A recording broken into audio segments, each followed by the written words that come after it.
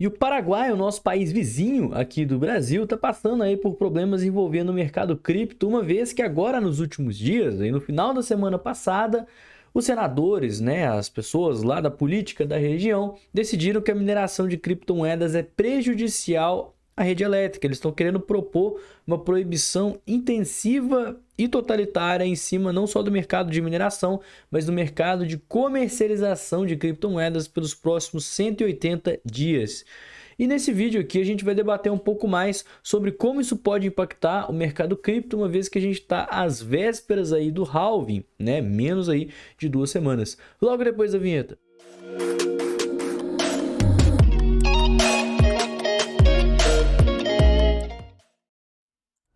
Basicamente, na semana passada, a gente teve a divulgação de uma notícia que foi até essa daqui, ó, sobre um projeto de lei no Paraguai que está buscando aí banir criptomoedas, né? Mas eu não vou passar tanto nessa notícia porque essa aqui é mais recente, né? Ela saiu tem 4 horas e ela tá também trazendo mais detalhes sobre essa questão. Mas basicamente, né, o que está acontecendo é porque hoje em dia o Paraguai é um dos polos de mineração aqui na região da América do Sul. Não em questão de hash rate global, igual vocês vão ver daqui a pouquinho, mas em questão de ter grandes fábricas de mineração de Bitcoin instaladas ali na divisa do Brasil por conta da usina de Itaipu, que é uma das maiores usinas hidrelétricas aí do mundo, que gera uma quantidade absurda de energia elétrica.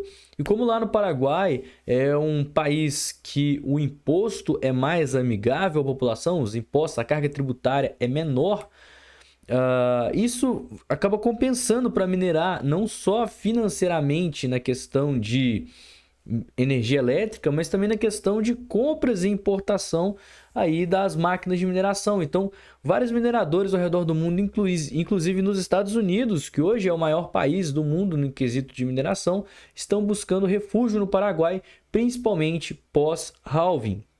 Tanto que a gente está vendo que essa proibição pode custar para o Paraguai cerca de 200 milhões de dólares por ano, sendo que o Paraguai é um país que tem um PIB aí de 41 bilhões, né? Então isso aqui é mais ou menos 0,5% do PIB, o que para um único ramo, cara, num país do tamanho do Paraguai, é algo realmente impressionante, né? Então a gente poderia sim ver questões não só na economia do país, mas a gente vai discutir também sobre os danos aqui para o Bitcoin especificamente. Já adianto que para a criptomoeda em si não é tanta coisa assim que muda, mas acaba que essa questão da energia elétrica pode resultar em gatilhos em outros países de mineração, inclusive nos Estados Unidos, que está acontecendo agora, o que pode sim prejudicar a rede do Bitcoin, que é um caso que a gente vai começar a acompanhar sempre que tiver novidade, tá? Porque é importante ficar de olho.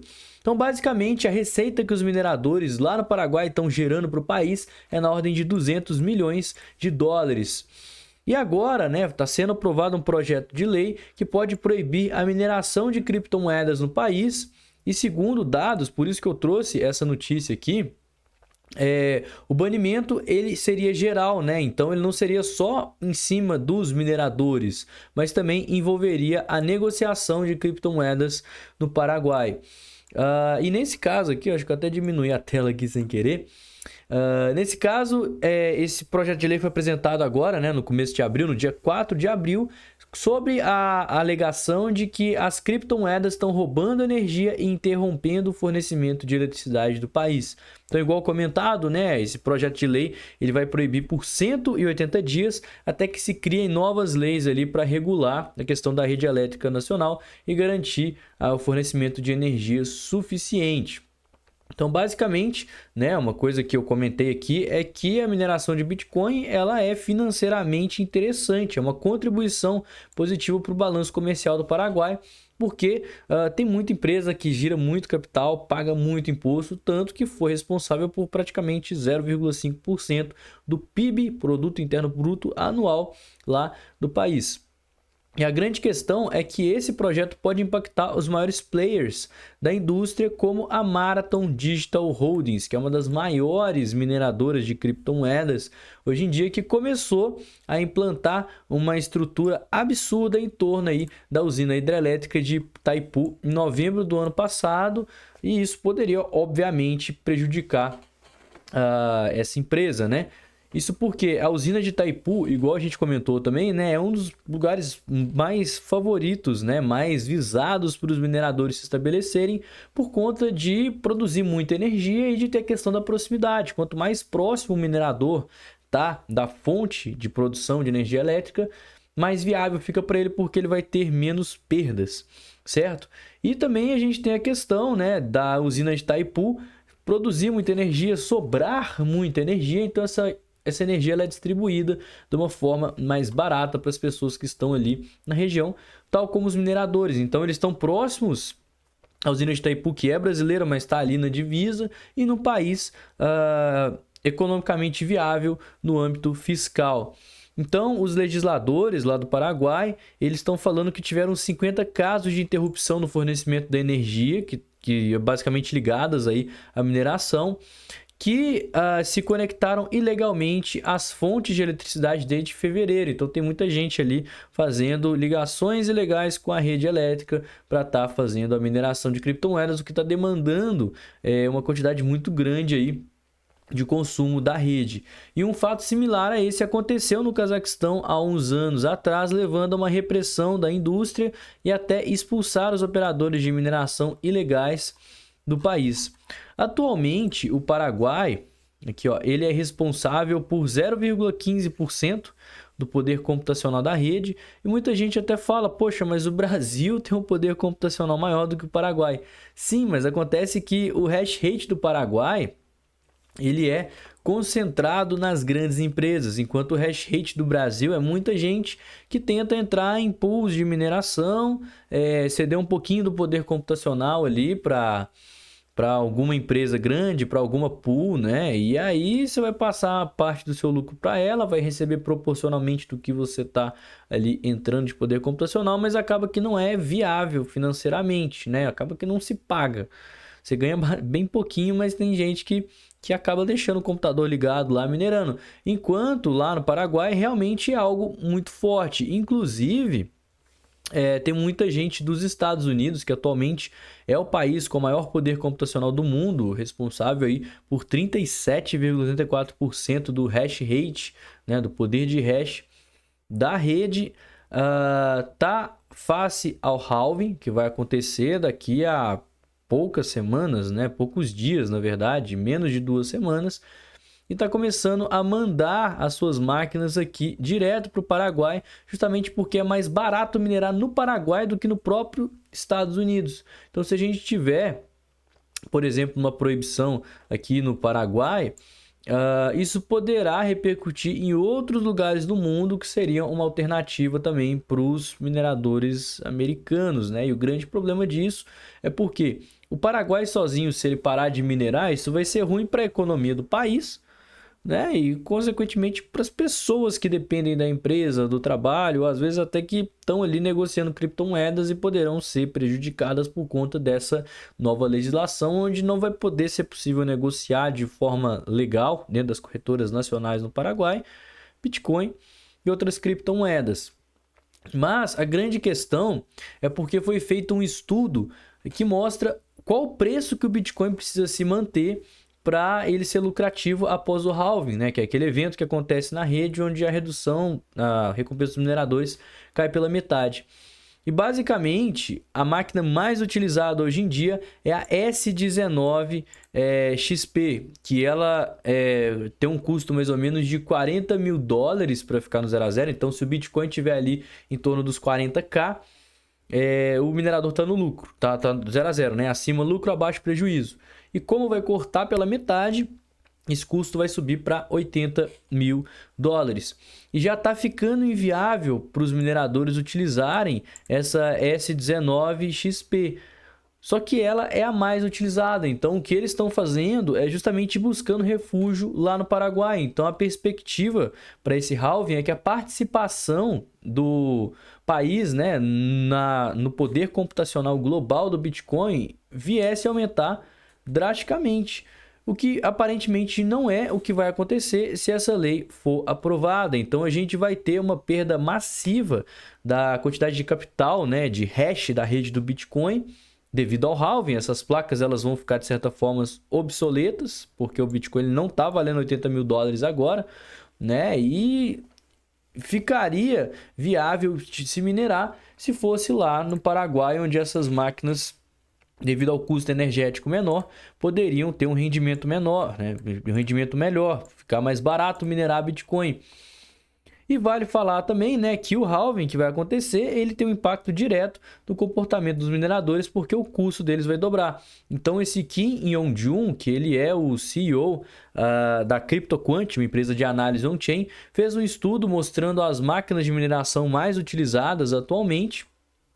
E a mais utilizada, obviamente, é essa S19. E agora a gente já tem a S21, que o custo médio de mineração dela é por volta dos 27 mil dólares, né, por Bitcoin.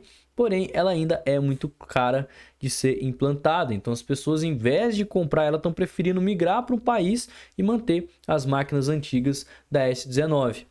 Vale falar, né, que a perspectiva é que, com o passar do tempo, o halving ele vem assim a ter um impacto positivo no Bitcoin, né? Que muita gente fala, mas depois que o halving acontecer, o preço ele vai facilmente passar de 80 mil dólares. Porque nos últimos anos, né, especialmente falando aqui em 2020, os mineradores eles tinham que estar com o Bitcoin acima de 30 mil dólares para estar no lucro, e o preço chegou nos 69 mil, né? Então vamos supor, se o minerador hoje em dia com o halving precisa de estar com o preço a 80 mil dólares para estar no lucro, e o halving levar o Bitcoin a 120 mil, é ótimo, mas isso não acontece da noite para o dia, né? Isso acontece justamente porque os mineradores eles não podem ficar vendendo Bitcoin no prejuízo, né? Senão o negócio deles vão ficar inviável. Então eles vão ter que segurar aquele Bitcoin até que o preço dê uma melhorada e torne viável novamente vendê-lo no mercado, para aí a gente ver o ramo de mineração ficar de fato favorável novamente. Então por isso que acontece com o tempo, né? Justamente porque a fonte seca, só que os efeitos dessa drenagem drástica de capital que vai acabar caindo nas corretoras, acaba levando um tempo, né, de fato, para o mercado sentir.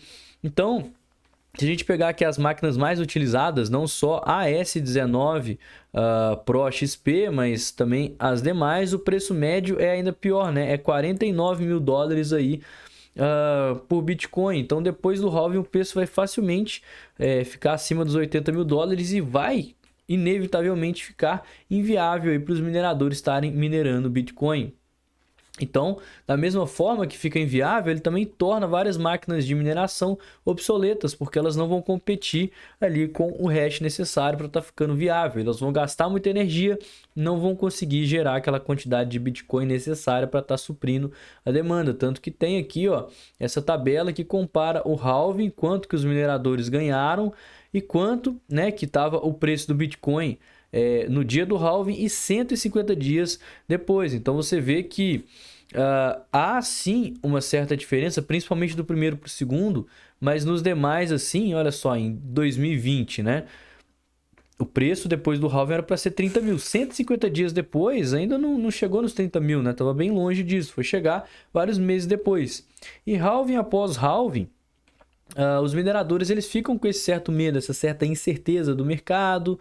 Eles têm que vender, né, algumas rigs, algumas placas lá de mineração para o negócio deles ficar rentável, principalmente os pequenos no negócio. Porém, os grandes eles já estão começando aí a se virar com base no halving. E uma saída que a maior parte dos mineradores do mundo, nesse exato momento, está fazendo é justamente tentar migrar para o Paraguai. Então, se a porta do Paraguai fechar, pode ser que boa parte, né, ou pelo menos uma parte considerável dos mineradores dos Estados Unidos, que são majoritariamente, né, o poder computacional atual do mundo, eles fiquem meio que sem recurso. Então isso pode resultar numa queda drástica do poder computacional, caso eles não tenham aí uma certa reserva para conseguir arcar com esses custos. E assim, né, a gente conclui aqui essa tese, né, do vídeo que eu venho comentando, justamente sobre como que a mineração de Bitcoin no Paraguai, a proibição dela, pode resultar em consequências negativas aí para o Bitcoin. E todas as notícias, tudo que a gente fala aqui, né, eu posto em primeira mão lá no nosso escritório de investimentos, que é um local onde eu fico com os meus alunos lá, falando de oportunidades de investimento, trades que eu estou de olho, operações que eu estou abrindo. A gente tem a minha carteira, né, que tem ali as criptomoedas que eu estou com operações em aberto. Tudo isso e muito mais pode ser disponibilizado para você, caso você seja meu aluno. Então, se você tiver interesse, o QR Code está aqui embaixo, ou então está no primeiro link na descrição desse vídeo, fechou? Pessoal, então o vídeo de hoje foi esse, espero que você tenha gostado. Se você não me conhece e não conhece o canal, se inscreve, deixa o like, não esquece de me seguir nas redes sociais que estão todas aqui embaixo. Eu vou ficando por aqui. Tenha um excelente dia, uma ótima semana e valeu, galera! Falou!